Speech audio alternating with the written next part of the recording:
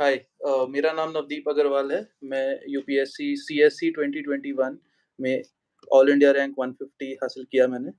और अभी मैं इंडियन पुलिस सर्विस में हूँ और प्रेज़ेंटली जो नेशनल पुलिस अकेडमी है, उसमें मैं ट्रेनिंग कर रहा हूँ। और ये मेरा 4th अटेम्प्ट था। उससे पहले जो मेरा 3rd अटेम्प्ट था, वो 2016 में था और मैंने फ़ॉरेस्ट सर्विस का एग्ज़ाम देके मैं फ़ॉरेस्ट सर्विस में चयनित हुआ था। और मैं पिछले 5 साल से फ़ॉरेस्ट सर्विस में इन पंजाब गार्डर ही काम कर रहा था and I attempted this exam after a gap of 5 years. और मैं वो एग्ज़ाम दोबारा दिया और क्लियर करके अभी मैं यहाँ पे कर रहा हूँ। So in total it was my 4th attempt. और इस वजह से मेरे को 2015 से अभी तक मेरा यही जर्नी रहा है, बट बिटवीन 2016 टू 2021 मैंने एग्ज़ाम नहीं दिया था। तो ये मेरा शॉर्ट सा परिचय है। और फिलहाल यूपीएससी जर्नी जो है मेरी 2016 तक जैसे बताया वैसी ही रही। बट मेरा उस टाइम ऑप्शनल जो था वो मैथमेटिक्स था। और जब मैंने अब एग्ज़ाम दिया तब मैंने सोशियोलॉजी चेंज करके दिया बिकॉज़ मैथ्स में कुछ कुछ बहुत ज़्यादा मार्क्स नहीं आ रहे थे उस टाइम पे, तो मैंने सोचा इस बार मैं थोड़ा चेंज करके देखता हूँ, थोड़ा-सा अच्छा ऑप्शनल लेता हूँ जो मुझे इंटरेस्टिंग लगता है। तो इस वजह से मैंने चेंज ऑप्शनल करके किया और 1 साल में सारी तैयारी करी अपनी strategy with the work and जो भी जॉब की रिक्वायरमेंट्स थी उसके हिसाब से किया and in less time with limited resources मैं क्लियर कर पाया ये एग्ज़ाम आफ्टर सम टाइम। सो अगर हम स्ट्रैटेजी की बात करें तो आई थिंक अगर हम इस पूरे सेशन को 3 पार्ट्स में डिवाइड कर लेते हैं। The prelim section, the main section and the interview section. So जो प्रीलिम्स का सेक्शन है उसमें जो पहले जीएस 2 की बात करते हैं सीसैट की, तो सीसैट की for people who are from the engineering background और जिनको थोड़ा आइडिया है मैथ्स के बारे में या मेंटल मैथ्स और ये सब चीज़ों के बारे में, उनके लिए इतना मुश्किल नहीं है। बट जिनको नहीं थोड़ा आइडिया, वो उनके लिए भी कोई बहुत ज़्यादा मुश्किल नहीं है, प्रोवाइडेड वो थोड़ा एफर्ट करें उस चीज़ को लेके, क्योंकि नंबर हमें बहुत ज़्यादा नहीं लेने हैं, सिर्फ़ 66 या 67 ही लेने हैं। तो उस चक्कर में हमें we have to solve certain kind of questions.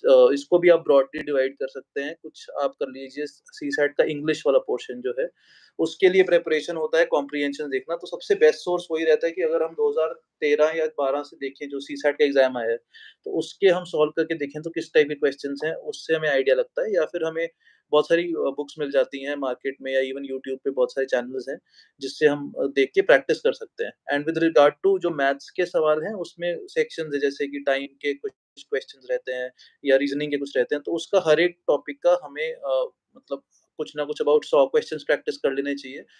और बाद में सिर्फ़ in real time exam conditions हमें कुछ मॉक टेस्ट प्रिपेयर करने चाहिए, तो उससे हमारा मोस्टली हो जाता है सीसैट का तैयारी। विद रिगार्ड टू प्रीलिम्स जो है वो सबसे इम्पोर्टेंट तैयारी ये होती है कि हम बहुत सारे सोर्सेज़ जो हैं हमारे, ऑलरेडी सबको आइडिया रहता ही है कि प्रीलिम्स के लिए कौन-कौन से हैं। जैसे पॉलिटी के लिए लक्ष्मीकांत है या एनवायरनमेंट के लिए जो शंकर की किताब है। So there are certain resources like Mrunal है इकोनॉमिक्स के लिए। बट उससे ज़्यादा इम्पोर्टेंट वो आई थिंक अब हमें कहीं भी मिल जाता है। मेन इम्पोर्टेंस होता है कि क्लियर कैसे किया जाए प्रीलिम्स। प्रीलिम्स में बहुत ज़्यादा मैटर करता है कि हम बहुत सारे क्वेश्चन सॉल्व करें। फॉर इंस्टेंस जैसे कि मैं जब भी जाता था 2016 में, जब मैंने फॉरेस्ट का एग्ज़ाम क्लियर किया था, तो मेरे 150 मार्क्स आए थे जीएस 1 में। वो इसीलिए आ पाए थे बिकॉज़ मैंने ऑलमोस्ट जितने भी टेस्ट सीरीज़ थे अवेलेबल इन द मार्केट, वो मैंने सॉल्व किए थे बहुत अच्छे से। So about in the range of 10,000 to 12,000 questions में प्रैक्टिस करके गया था। तो उस सेंस में क्या होता है, उसके 2 फ़ायदे रहते हैं। अगर मान लो आपने सिलेबस नहीं भी किया है कंप्लीट, तो अगर आप वो कोई क्वेश्चन देखते हैं, तो आप नेक्स्ट टाइम जब वो रीड करेंगे अपना सिलेबस, तो उसको आप दिमाग में रखें कि हाँ, इस टाइप का सवाल पूछा जाता है उसमें से। सो आपका पढ़ने की जो क्षमता है ना, वो लीनियर नहीं रहेगी, वो थोड़ी-सी एनालिटिकल हो जाएगी। तो आप हमेशा सोचते रहोगे कि हाँ, इसका आंसर इस तरह सोचा जा सकता है, इसको इस तरह पढ़ा जा सकता है। सो अगर आपका सिलेबस हुआ है कंप्लीट या नहीं हुआ है, तब भी आपको क्वेश्चंस कंपल्सरी हैं बहुत ज़्यादा जो है उनको सॉल्व करने के लिए। 1 सेकंड मैं कुछ कमेंट्स भी देख लेता हूँ। या सो कमेंट्स में है सबसे पहले सर मैं ओके, सो ग्रेजुएट फ्रॉम, मैंने बिट्स पिलानी से ग्रेजुएशन किया है, अपना इंजीनियरिंग किया है 2014 में in electronics and electrical and MSc maths. और मेरे को अभी काडर जो है वो महाराष्ट्र मिला है और मैं फिरोज़पुर पंजाब से बिलॉन्ग करता हूँ और मैं पंजाब ही काडर था पहले भी। अ, उसके अलावा पूछा गया है सेल्फ प्रिपेयर कर रहे हैं तो आंसर राइटिंग कैसे चेक करें? तो बेस्ट तरीका जो होता है आंसर राइटिंग चेक करने का, वो होता है प्रीवियस ईयर के जो टॉपर्स हैं, उनकी आप आंसर शीट्स देखिए। वो मेरे लिए बेस्ट तरीका था, स्पेशली सोशियोलॉजी या ऑप्शनल वाले जो भी मेरे सब्जेक्ट्स थे, उसके अंदर देखने का। सो मैं क्या करता था, उनमें से क्वेश्चंस ही उठाता था और वो क्वेश्चंस के अकॉर्डिंग मैं अपने आंसर लिखता था, जो जितना भी मुझे नॉलेज है, जितने मेरे नोट्स थे, ओपन बुक की तरह, चाहे आप अपने नोट्स देख के। फिर आप देखेंगे तो आपको आइडिया लगेगा कि इतना सारा आपको नहीं लिखना है, इतना सारा आपको लिखना है। तो आप अगर पूछ रहे हैं कि सेल्फ स्टडी कर रहे हैं, तो वो बेस्ट सोर्स वही रहेगा कि हम अगर टॉपर्स के आंसर्स जो हैं, उनको कॉपी करते रहें। ठीक है? फिर उसके बाद अगला क्वेश्चन है अ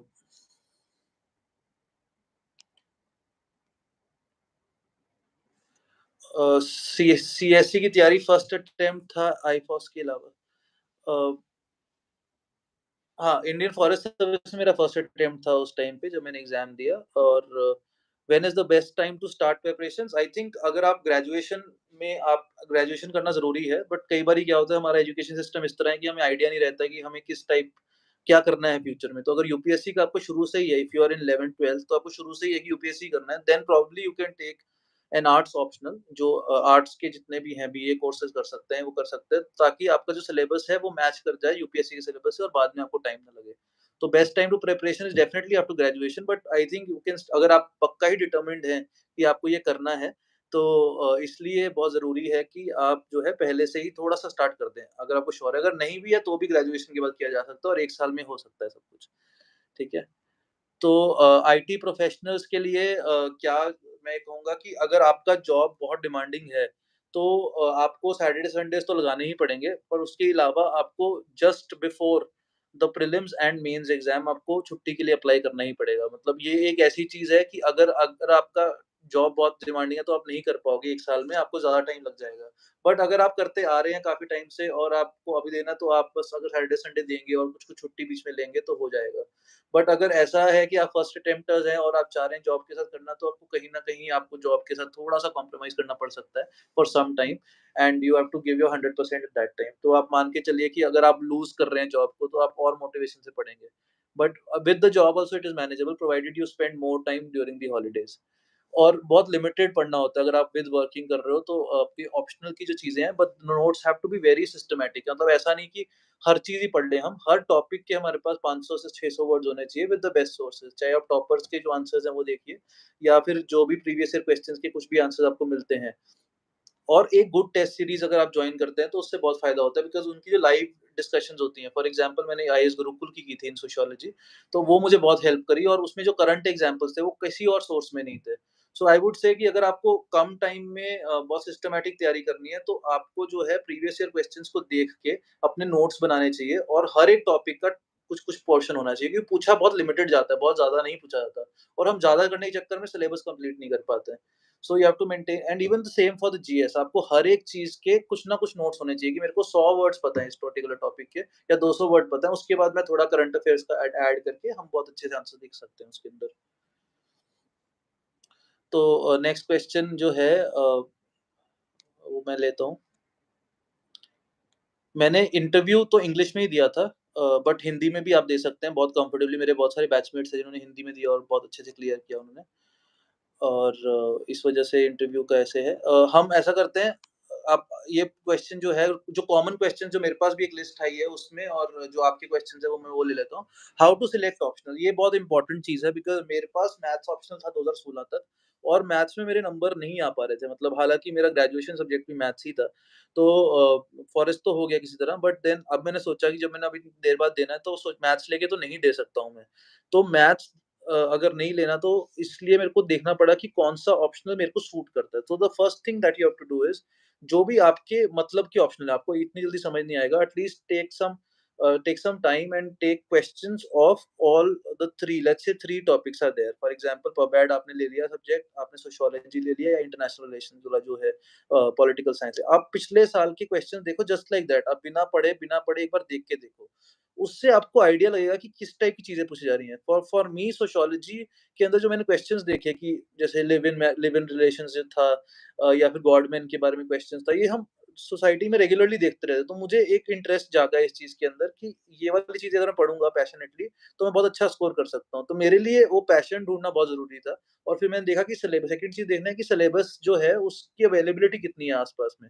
फॉर एग्ज़ाम्पल सोशियोलॉजी का पूरा यूट्यूब भर रखा है कि कौन से टॉपिक को कैसे प्रिपेयर करना है। मैंने मोस्टली स्लीपी क्लासेस से प्रिपेयर किया था।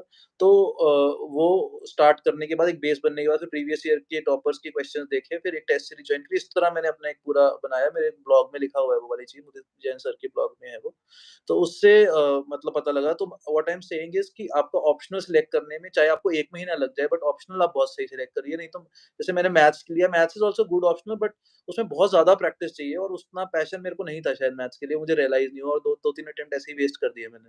सो इसलिए जो है आप ऑप्शनल बहुत अच्छे से सिलेक्ट करिए। उसके अलावा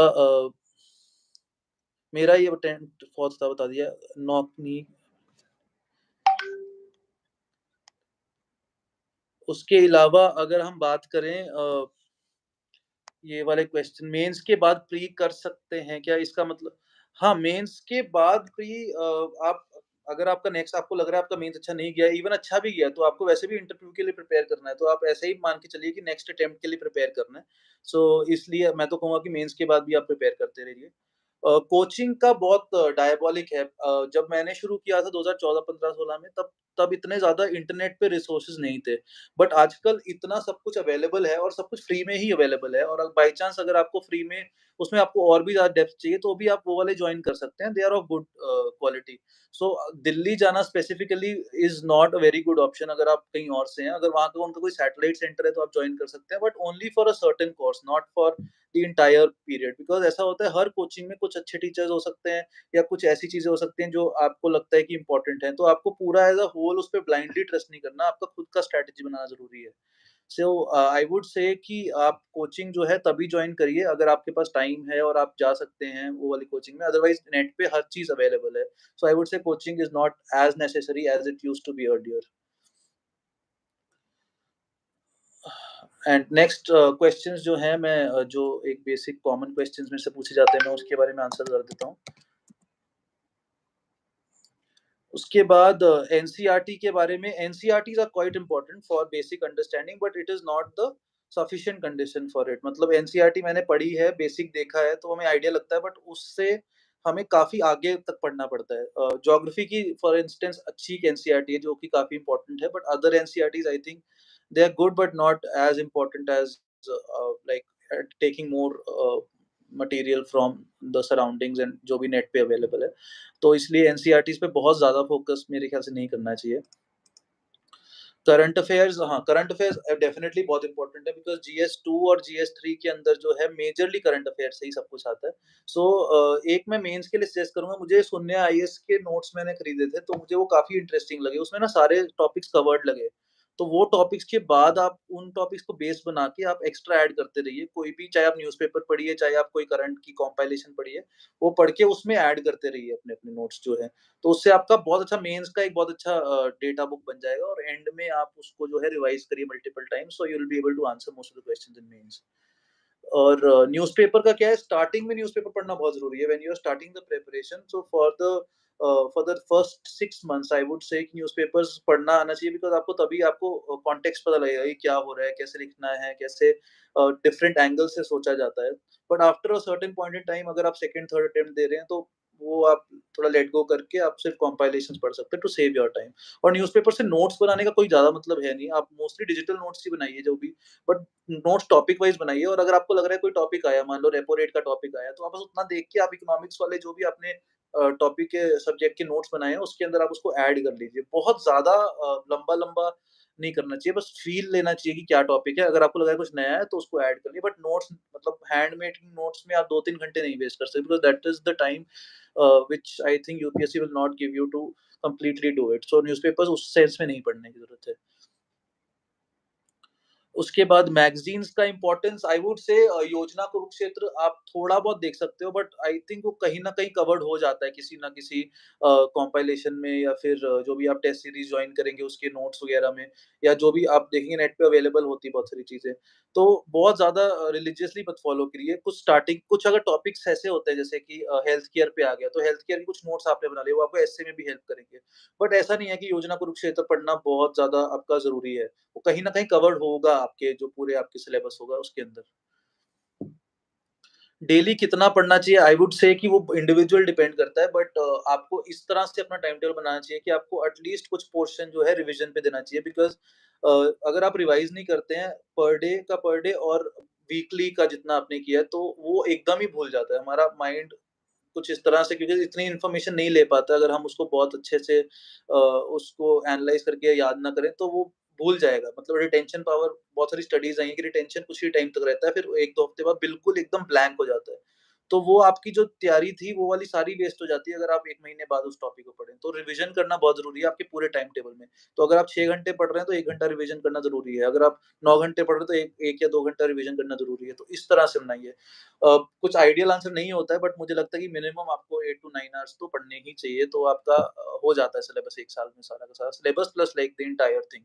1 साल मैं बोल रहा हूँ बिफोर प्रीलिम्स, अगर आप स्टार्ट करें तो उसके हिसाब से आप कर सकते हैं। Okay, motivation, I would say कि मोटिवेशन जो है, सेल्फ मोटिवेशन बहुत ज़्यादा इम्पोर्टेंट होता है। फॉर इंस्टेंस आपको एक पॉजिटिव एटीट्यूड रखने की बहुत ज़्यादा ज़रूरत होती है कि ये सिलेबस इतना ज़्यादा बड़ा है, और मैंने जो बैचमेट्स थे, टॉपर्स थे, तो रैंक 1, रैंक 2 जितने भी मैं मिला हूँ, तो उन हर किसी का यही एटीट्यूड रहता है कि हमें पता ही नहीं था कि हमारा क्लियर होगा कि नहीं होगा, बट हम लगे रहे। आपको मोटिवेशन जो है, आपको ये नहीं सोचना चाहिए कि ये याद नहीं हो रहा है, ये क्यों नहीं हो रहा है। आपने कहना है कि एक मैंने टाइम टेबल बनाया है, उसके हिसाब से अगर मेरा 80% हो रहा है, तो भी मैं करते रहूँ और मैं रुकूँ ना। अगर मैं रुक गया और मैं डिमोटिवेट हो गया कि ये हो नहीं रहा है, तो फिर डेफ़िनिटली मेरे को और टाइम लगेगा। हमें बस करते जाना है, जो फेलियर्स है उससे वो सीखना है, और आपको ये सोचना है कि आप जॉब छोड़ के क्यों आए हो, या फिर आप कुछ और चीज़ नहीं कर रहे थे लेकिन ये कर रहे हो। तो इसका कुछ ना कुछ मीनिंग तो होगा लाइफ़ में, तो वो आपको बस उस पर्टिकुलर थॉट को लेके आगे बढ़ना है। So there will be thousand reasons for you to not do it, कि मुश्किल है, इससे अच्छा मैं कुछ और कर रहा होता, ये है, वो है। बट अगर वो माइंड को हम बहुत फ़ोकस्ड रखें कि नहीं, मेरे को यही करना है, होगा तो ठीक है, नहीं होगा तो देखी जाएगी। बट अगर हम ये चीज़ को नहीं फ़ोकस लेके आएँगे, तो फिर हमारा बहुत मुश्किल हो जाता है इस तैयारी करने में, बिकॉज़ इट्स नॉट कि एक बारी में फटाफट एक स्प्रिंट मारा और हो गया। ये एक मैराथन की तरह है, जो आपको लगे रहना है। तो वो मोटिवेशन जो है, सेल्फ मोटिवेशन आपको लानी ही पड़ेगी कि मैं ये क्यों कर रहा हूँ? और ये क्यों कर रहा हूँ का आंसर आप जब दोगे ना, आपको फिर मोटिवेटेड फ़ील करोगे। तो इर्रिस्पेक्टिव आपके टेस्ट में नंबर आएँ, नहीं आएँ, आपको बस लगे रहना है, ठीक है? जो आपकी ज़िम्मेदारी है एज़ अ फैमिली मैन हो अगर आप, या फिर अगर आपका कुछ और पर्टिकुलर इश्यूज़ हैं, तो उनको सॉर्ट आउट करके आपको वापस आना है। आपको अगर बोर हो रहे हो, आपसे नहीं हो रहा है, come go out for a day and come back. But if you are not coming back and if you are dwelling in your negative thoughts, then it's very difficult for you to clear the exam in one go. So motivation का main reason जो होता है, वो self motivation और positive thinking रहता है। अगर positive thinking रखेंगे तो definitely clear होता है exam। अ, ऑनलाइन तैयारी भी ऑफ़लाइन आप तब करिए, अगर आपको ऑनलाइन नहीं समझ आ रहा है बिल्कुल भी, तो आई थिंक ऑफ़लाइन आपको कर लेना चाहिए, बिकॉज़ कई टीचर्स बहुत ज़्यादा अच्छे होते हैं। बट अगेन मैं बोल रहा हूँ कि एक कोचिंग पे पूरे चीज़ों के लिए डिपेंडेंट नहीं होना, कुछ चीज़ों को आप ऑनलाइन रखिए, बट कुछ चीज़ें आप ऑफ़लाइन रखिए, तो उससे हो जाता है। रिवीजन कैसे करें? अब रिवीजन का तरीका ये होता है कि आपने मान लो एक पर्टिकुलर नोट्स बनाए, एक पर्टिकुलर आपने अपने बना लिए। आप जब सेकंड टाइम उसको रिवाइज़ करोगे, आप उसको शॉर्ट करते रहिए। जैसे कि मान लो अगर 10 पॉइंट्स है, कल्चरल, सोशल, पॉलिटिकल, किसी भी एंगल के, तो उसको आप एक पेस्टल, जैसे मैं एनालिसिस करता था, political, economical, social, technological, environmental and and legal. तो इस एंगल से मुझे बहुत सारे पॉइंट्स मिल जाते थे। तो हमेशा उस एक फ्रेमवर्क बना लीजिए, फर्स्टली, सेकंडली, थर्डली हो गया, या फिर मान लो जीएस 1, जीएस 2, जीएस 3, जीएस 4, कोई भी आंसर के इनके सिलेबस आप याद कर लोगे, तो आपको बहुत सारे पॉइंट्स मिल जाएँगे किसी भी टॉपिक के लिए। तो हमेशा उसी सेंस में आप अगर करेंगे, तो आपको डेफिनिटली एक स्ट्रक्चर मिल जाएगा रिवाइज़ करने के लिए भी, और उसी हिसाब से आप रिवाइज़ करिए। तो नोट्स को शॉर्ट करते रहिए, ताकि एंड में बिल्कुल ही कम रह जाए रिवाइज़ करने के लिए। ठीक है? तो रिविज़न के लिए आपको निमोनिक्स यूज़ करने हैं, आपको और कुछ ना कुछ स्टोरी बना के उसको कनेक्ट करना है। तो सिमिलरली अगर आप इस तरह के पैटर्न्स बना के याद करेंगे, तो डेफिनिटली आपका हो जाएगा।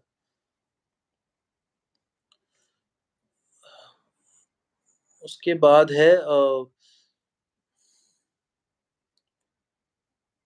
प्लान बी रखना चाहिए या नहीं?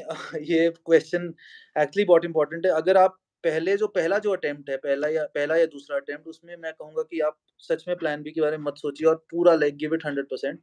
बट लेटर आई थिंक आप थोड़ा-थोड़ा अपना भी स्टार्ट कर सकते हैं कुछ काम, और उसके साथ-साथ एग्ज़ाम दे सकते हैं, तो आपका बैलेंस हो जाता है। बिकॉज़ फर्स्ट 2 इयर्स में अगर आपने पूरी पूरी खुल के मेहनत करी, तो I think it's just a matter of luck, वो कभी ना कभी हो ही जाएगा आपको, तो साथ में आप कुछ कर सकते हैं। बट पहला अटेम्प्ट तो आप बिल्कुल सब कुछ छोड़ के ही दे सकते हैं। मतलब अगर आपको बहुत ज़्यादा फाइनेंशियल कंडीशन नहीं है, आपकी फैमिली में आपको कुछ बहुत कंपल्शंस है, तो फिर आप उसके हिसाब से करिए।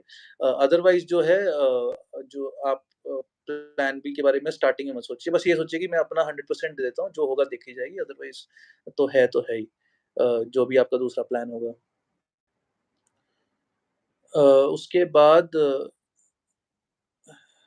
सोशियोलॉजी की रिवीजन कैसे करनी चाहिए? सोशियोलॉजी के ना आप अभी नोटिस करेंगे तो हर एक टॉपिक के बहुत सारे ऑथर्स रहते हैं।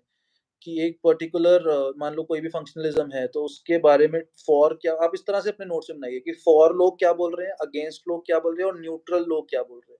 अगर इस 3 तरीके से मैंने तो ऐसे नोट्स बनाए थे, तो मेरे बहुत कम नोट्स थे और लेकिन सब बहुत वैलिड पॉइंट्स थे उसके अंदर। और सिमिलरली आपको हर एक टॉपिक को ऐसे ही स्टडी करना है, तो इसी तरह से आपका रिवाइज़ भी हो जाएगा और उसको मल्टीपल टाइम्स करोगे तो आराम से 400-500 जितने भी ऑथर हैं एक्स्ट्रा, वो सब याद हो जाएँगे। ऐसे मुझे भी लगता था बहुत ओवरवेलमिंग कि ये कैसे होगा क्योंकि बहुत कम टाइम था मेरे पास। तो वो है। उसके बाद इंटरव्यू एक्सपीरियंस क्या है? अब इंटरव्यू जो होता है बहुत ही इम्पोर्टेंट एस्पेक्ट है एग्ज़ाम का। मुझे लगता है मेन से ज़्यादा मैंने इंटरव्यू में मेहनत करी थी because interview is very random and it tests you to the core. तो आपको हर एक चीज़ के बारे में नॉलेज होना चाहिए। तो फर्स्टली आप अपना डेफ जो है उसको अच्छे से स्टडी करेंगे। उसके बारे में जो भी आप क्वेश्चन्स हो सकते हैं, आपका दिमाग चलाइए पूरा 100% कि इसका ये नहीं तो क्या, इसका क्या है? अगर फिरोज़पुर का जैसे में बर्थ है, तो फिरोज़पुर का हिस्ट्री क्या है? फिरोज़पुर में पहले क्या किसने बनाया था फिरोज़पुर? उसके बाद वहाँ पर मेजर वॉर्स क्या हुई हैं? उसको लैंड ऑफ मार्टियर्स क्यों बोलते हैं? ऐसे हज़ारों क्वेश्चन आप बना सकते हैं और आप there are lot of as coaching institutions which give you these kind of deaf questions. तो वो आप डेफ क्वेश्चन्स को अच्छे से प्रिपेयर करिए क्योंकि मेरे इंटरव्यू में बहुत सारे डेफ रिलेटेड क्वेश्चन्स थे। तो कुछ पोर्शन तो ये हो गया, कुछ हो गए करंट अफेयर के क्वेश्चन जो कि बहुत रैंडम होंगे कि हाँ, ऐसा हो रहा है तो आपका क्या व्यू पॉइंट है? तो आपको इस तरह 1, 2, 3, 4 करके फटाफट बस आप आपको मेनली आंसर्स बताने हैं। मतलब एक्सप्लेन नहीं करना बहुत सारा, सिर्फ आपको पॉइंट्स डिस्प्ले करने हैं। दे विल देमसेल्व्स आस्क कि अच्छा इसके बारे में इलैबोरेट करिए या कुछ ऐसा। So you have to work according to that. और फिर उसके बाद कुछ स्ट्रेस क्वेश्चंस होते हैं, तो उसमें उनका एम यही होता है कि आप अगर नो भी बोल दो चलेगा, लेकिन अगर आप गेस मारोगे या फिर अगर आप if you think that you can fool the other person, which I think it's completely not an ethical thing to do also, and वो definitely आपको नहीं लेंगे उस इंटरव्यू प्रोसेस में because they can understand कि आप उतने इंटीग्रिटी से नहीं काम कर रहे हो। So I think they know it all। आप कुछ भी ब्लफ नहीं कर सकते। Even if you are saying that you do not know an answer of a particular question, that's okay, that's a right answer। आप 3-4 क्वेश्चंस तक भी गलत करोगे, 5 भी करोगे, तो भी आपके बहुत हाईएस्ट नंबर तक आ सकते हैं। But you don't have to falter, as in अगर आपको एक क्वेश्चन आया और नहीं आ पाया और उन्होंने आपको फँसा लिया, तो नेक्स्ट क्वेश्चन में आपको to come out of it. बस वो एटीट्यूड लेके जाना है कि मेरे को हर क्वेश्चन का सैटिस्फैक्टरी आंसर देना है और जितना जल्दी हो सके इस चंगुल से बाहर आना है अगर आप वो फँसा रहे हैं किसी अंदर। तो एक वो स्ट्रैटेजी होती है, उसके हिसाब से आप करोगे तो इंटरव्यू भी आपका बहुत अच्छा चला जाएगा। मेडिकल टेस्ट के अंदर जो है अलग-अलग टेस्ट होते हैं, ब्लड टेस्ट होता है जैसे आपका सुनने का टेस्ट होता है और शुगर वगैरह ये सब चेक होता है ब्लड में और इवन आईज़ का टेस्ट होता है। तो इसके हिसाब से क्राइटेरिया है बस जैसे कुछ चीज़ें नहीं हो सकती, जैसे नॉकनी वगैरह आप एक नोटिफ़िकेशन देखेंगे तो उसमें आपको आइडिया लग जाएगा कि आईपीएस के अंदर जो है वो क्योंकि डिसेबिलिटी वाला कैटेगरी नहीं होता, तो उसके अंदर जो भी डिसेबिलिटी की कैटेगरीज़ हैं, वो वाली चीज़ें एप्लीकेबल नहीं होंगी। वो पूछते हैं कि is he applicable for all services?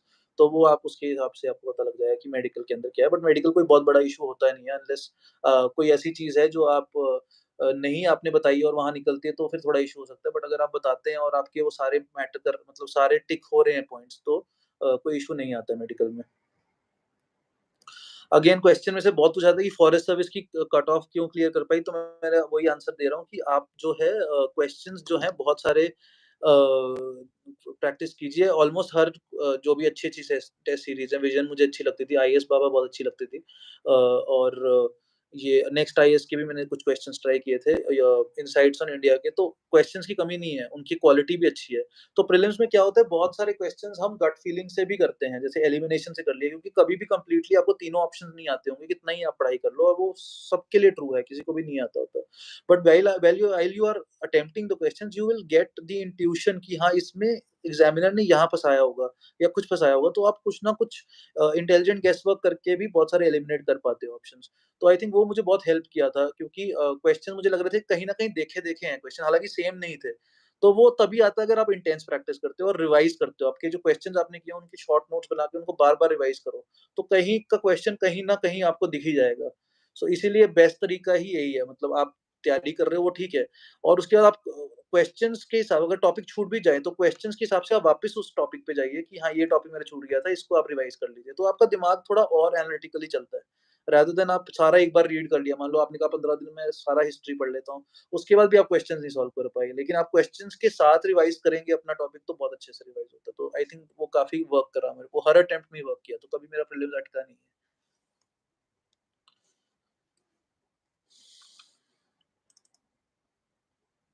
ये बार-बार क्वेश्चन आ रहा है, how can we prepare for mains after prelims? Okay, so after prelims जो है आप ऑब्वियसली ऐसा नहीं होना चाहिए कि आपको प्रीलिम्स के बाद ही आपने मेंस स्टार्ट किया है, फिर आपका नहीं हो पाएगा। मतलब बहुत मुश्किल है कि आप सारा का सारा सिलेबस जो है मेंस का पहले ही कर लें। तो प्रीलिम्स के 1 साल बाद अगर आप स्टार्ट कर रहे हैं, तो आप पहले जो 3-4 महीने हैं उसमें आप ऑप्शनल 4 महीने के बाद even 6 months also you can prepare for your optional, you can prepare for your notes, not forget about memorizing the stuff, just prepare your notes with respect to every topic which is there in GS 1, 2, 3 and 4। अगर आप उतना भी कर लेते हैं और notes आपके proper बने हुए हैं विद रेलेवेंट मटेरियल, बहुत ज़्यादा नहीं, बहुत ऐसा सिर्फ बहुत ही वैलिड और प्रिसाइज़ नोट्स बने हुए हैं, तो वो होना बहुत ज़रूरी है प्रीलिम्स के बाद।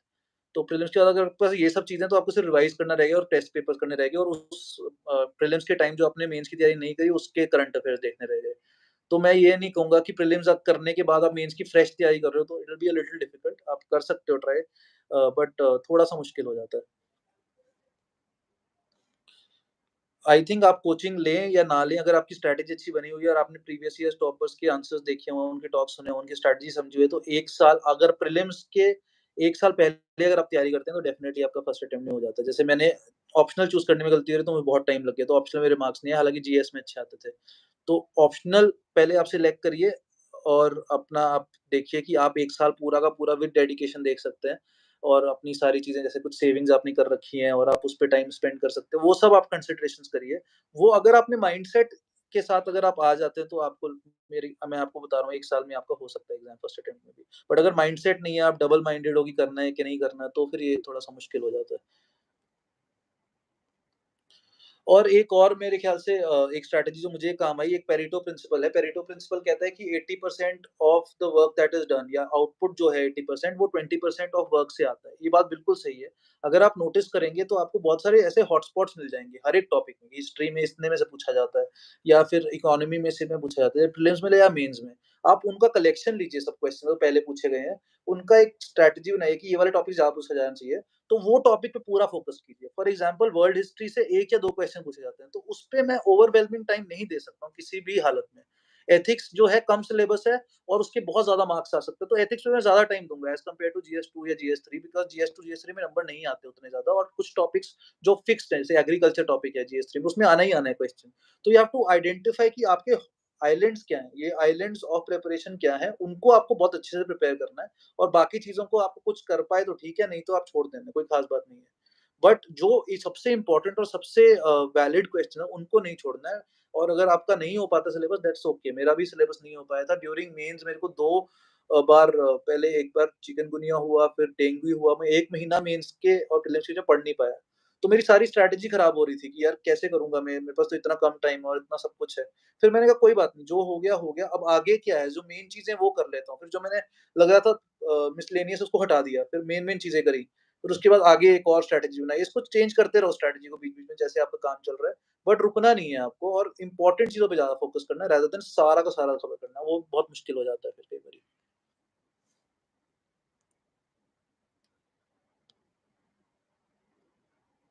रिगार्डिंग कैसे डिसाइड करें कि यूपीएससी देना है कि नहीं, मेरा क्या हुआ था, कॉलेज में एक निर्माण करके ऑर्गेनाइजेशन था हमारा बिट्स में, जो कि अंडर प्रिविलेज सेक्शंस के लिए काम करता था, एजुकेशन सेक्टर में और एम्प्लॉयमेंट सेक्टर में।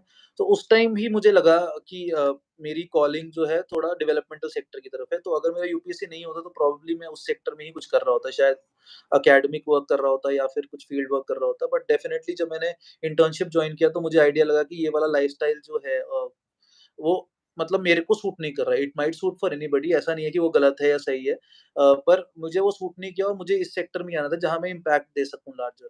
तो इसीलिए वो that prompted me to sit for UPSC. अगर आपको लग रहा है कि आप अपने जॉब में आप उतना पैशनेटली नहीं कर पा रहे हो, और आपको लगता है कि जो यूपीएससी एक बहुत बड़ा एक एम्बिट देता है आपको काम करने का, और आपको करना, तो मेरे को लगता है आपको डेफिनिटली ट्राई करना चाहिए। और अगर आपका नहीं भी होता है सिलेक्शन, तो आप अपना जो भी ग्राउंड प्लान भी है वो करिए, और आपकी जो नॉलेज में इज़ाफ़ा होगा, बहुत सारी चीज़ें आपको ऐसी पता लगेंगी जो आप नॉर्मली कभी भी सोचते भी नहीं थे। तो वो यूपीएससी आपका एक नज़रिया बदल देता है हर एक चीज़ का, चाहे सोसाइटी में हो, चाहे कुछ हो। तो आई थिंक यूपीएससी आपको एक ऐसी चीज़ है जो आपको अटेम्प्ट देना ही चाहिए, इर्रिस्पेक्टिव आपको हो ना हो, क्योंकि इसका कुछ नुकसान नहीं है कभी भी लाइफ़ में। अ, एज़ आईपीएस अभी तो मैं ट्रेनिंग कर रहा हूँ, बट मैंने थोड़ा ग्राउंड पे देखा है जब मैं फॉरेस्ट सर्विस में था, तो कि रिस्पेक्ट तो है, बट रिस्पेक्ट है, ठाट-बाट है, बहुत सारा कुछ गाड़ियाँ-वाड़ियाँ हैं, बंगलोज़ हैं, बट उससे ज़्यादा है रिस्पॉन्सिबिलिटी बहुत ज़्यादा है, बिकॉज़ इंडिया बहुत ही डायनामिक कंट्री है, उसके अंदर बहुत सारे सोशल डायमेंशंस हैं, क्राइम के डिफरेंट डायमेंशंस हैं, तो more than the respect that I get, I think it's the responsibility that is on my shoulders that keeps me motivated. तो मुझे जो एक मैं सोचता हूँ कि पुलिसिंग थोड़ा फ्रेंडली होना चाहिए। अभी हम पुलिस के पास जाके डरते हैं, या जैसे कोई आर्म्ड फोर्सेस वाला बंदा है, तो हम कहेंगे उसके पास जाएँ, पुलिस के पास तो ना जाएँ। तो वो एक जो हम नोशन अपने दिमाग में बैठा है, जो कि मेरे दिमाग में भी था पहले, वो मेरा एम ये रहेगा कि मैं थोड़ा फ्रेंडली पुलिसिंग की तरफ जाऊँ और एटलीस्ट कुछ कंट्रीब्यूशन करूँ कि लोग पुलिस पे डरे ना आके, और कुछ हम पॉजिटिव कंट्रीब्यूशन कर पाएँ सोसाइटी से।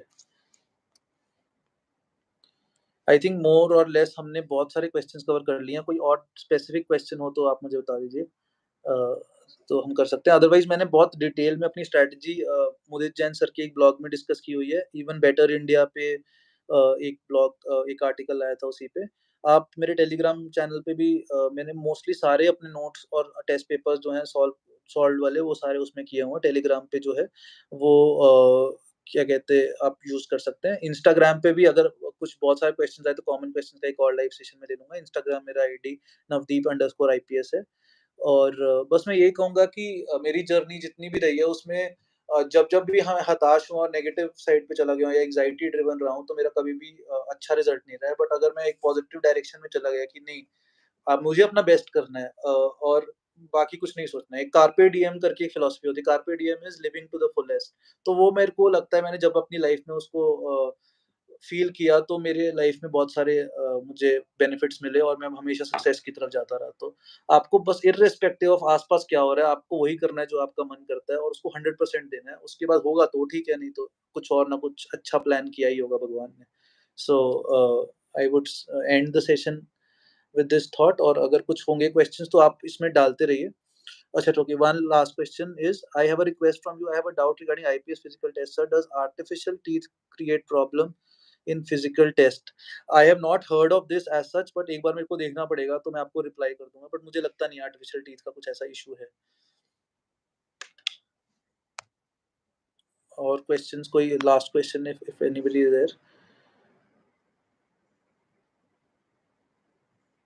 आपने आईपीसी पूरी याद की थी? नहीं, आईपीसी क्यों याद करनी है? IPC not part of our syllabus, UPSC syllabus, तो आईपीसी तो नहीं याद करनी पड़ेगी आपको। इसलिए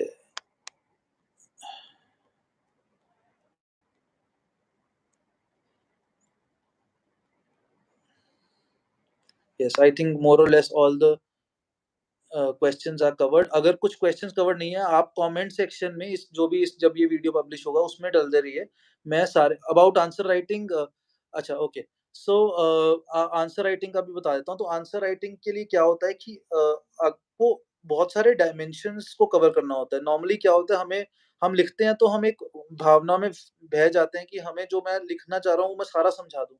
वो ऐसा नहीं होता है। आपको बहुत सारे क्वेश्चंस जो हैं वो इस तरह से डिज़ाइन्ड होते हैं कि आपकी हर एक एंगल से सोचने की क्षमता को चेक करते हैं। कभी भी ऐसा नहीं होगा कि एक ही चीज़ को चेक कर रहे हैं।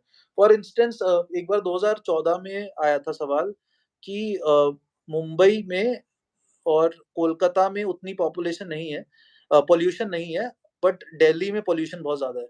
हालाँकि वो सभी मेट्रो सिटीज़ हैं। तो क्वेश्चन बहुत ऐसा मेरे को एकदम नया क्वेश्चन था मेरे लिए, मैंने कभी सोचा नहीं था इस टाइम। तो मैंने ये सोचा, मतलब उस हमें सोचना है उस एंगल से, सबसे पहले ज्योग्राफिकली सोचना है। एक तो वो थोड़े कोस्टल एरियाज़ के पास हैं। एक वहाँ पर जो है लैंडलॉक्ड एरिया है, तो कुछ मैरीटाइम का नहीं आएगा। एक फिर उस टाइम पे चल रहा था वो ये पराली साड़ने वाला जो सिस्टम था कि स्टबल बर्निंग वगैरह, उससे आता है। फिर डस्ट पॉल्यूशन बहुत, ये सब चीज़ें आप जब तक अपना माइंड आप खोलेंगे नहीं, आप पूरे के पूरे डायमेंशन नहीं सोच पाएँगे। तो अब चाहे कोई भी क्वेश्चन ले लो, कभी भी उसमें एक वन साइडेड डायमेंशन नहीं होती। तो मैं हमेशा जब मेरे को दिमाग में आता था, तो मैं हमेशा उस एंगल सोचता था कि जीएस 1 के टॉपिक्स क्या-क्या हैं?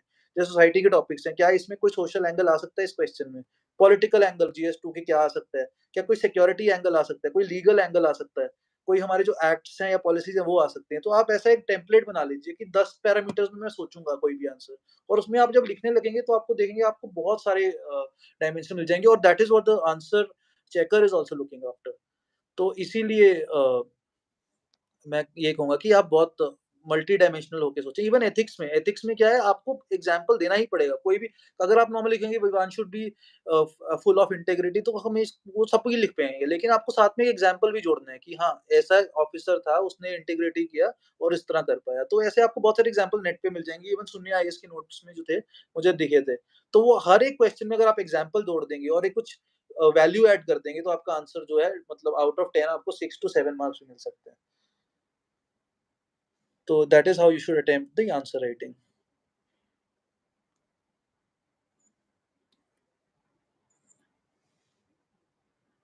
तो प्रीवियस ईयर क्वेश्चंस का वही मैंने पहले बता दिया, प्रीवियस ईयर क्वेश्चंस को ही आप बेस बना के आप अपनी तैयारी शुरू करिए कि जब आप रीड करें कि हाँ, इस टाइप के सवाल पूछे जाते हैं, तो आप बहुत अच्छे से फ़ोकस करेंगे। तो आई थिंक हर एक टॉपिक वाइज़ भी कंपाइलेशन है, बहुत सारा नेट पे पड़ा हुआ है फ्री में अवेलेबल। आप वो देखिए वो टॉपिक पढ़ने से पहले कि ये टॉपिक खत्म करना है, लेकिन ये टॉपिक्स पूछे गए हैं। तो उससे रिलेटेड आप जब पढ़ोगे तो आपके अच्छे नोट्स बन जाएँगे। तो नोट्स को हमेशा हम जैसे बताया ना, पॉजिटिव, नेगेटिव, न्यूट्रल, इस तरह से आप नोट्स बनाएँगे कोई भी चीज़ का। जैसे कोई भी रिलेशंस है, Indo China relations, positive, negative, neutral. हर चीज़ को उस तरह से लिंक करके आप देखेंगे तो बहुत अच्छा आपका एक सेट बन जाएगा, उसको बस आपको रिवाइज़ करना है। तो आपका मेन फ़ोकस आपका नोट मेकिंग पे होना चाहिए कि नोट्स आपके बहुत अच्छे और तरीके से बने हों, ताकि एंड में आपको रिवाइज़ करने में आसान हो जाए। तो आई थिंक फिर आंसर आपके अच्छे निकल आते हैं। So I think that will be all. और I wish you all the best. कुछ भी और क्वेश्चन्स हैं, प्लीज़ आप कमेंट्स में डाल दीजिए, मैं हर को आंसर का कमेंट में आंसर दे दूँगा। तो लाइव में जितने लोग आए, I think we have had a good interaction and hope for I wish really wish all of you all the best for your future endeavours. Thank you so much.